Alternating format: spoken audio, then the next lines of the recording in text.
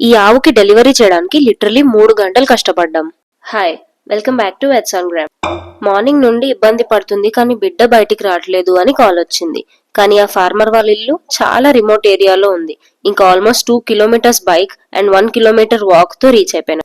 ఆ ఆవుకి కొంచెం కూడా ఎనర్జీ లేకుండే. ఇంకొక 2 గ్లూకోజ్ బాటిల్స్ పెట్టేసినాక ఎగ్జామిన్ చేసి చూసినప్పుడు కాఫ్ పొజిషన్ ఇలా ఉండే. దీన్ని ఫుట్ నెప్ పోస్చర్ అంటారు. అంటే ముందు 2 కాళ్ళు బయటకు కనిపిస్తాయి కానీ మెడ మాత్రం తిరిగిపోయి ఉంటది. ఇంకా జాగ్రత్తగా దాన్ని పోస్చర్ సెట్ చేసి బయటకు లాగినాం. చెప్పినంత ఈజీ అయితే అస్సలు అవ్వలేదు. చాలా ఎనర్జీ అండ్ పేషెన్స్ ఉండాలి. పోస్చర్ సెట్ చేసినాక లాగుతుంటే దూడ కాళ్ళు బాగా స్లిప్ అవుతుండే. సో అందుకని దాని కాళ్ళకి రోప్ కట్టి అప్పుడు లాగినాం. తర్వాత దూడకి ముక్కు నోరు క్లీన్ చేసి వాళ్ళ మమ్మీకి ఇచ్చేసిన. ఇంకా వాళ్ళ స్టైల్లో వాళ్ళు హాయ్ చెప్పుకున్నారు. మేము అంత మ్యానిపులేట్ చేసినాం కాబట్టి మదర్ కి ఇన్ఫెక్షన్ అయ్యే ఛాన్సెస్ ఉంటాయి. అందుకనే దానికోసం కూడా ట్రీట్మెంట్ చేసేసిన. సో ఫైనలీ కౌ హ్యాపీ, మేం హ్యాపీ అండ్ ఆ చూస్తున్న పిల్లలు కూడా చాలా హ్యాపీ. మీరు కూడా కదా?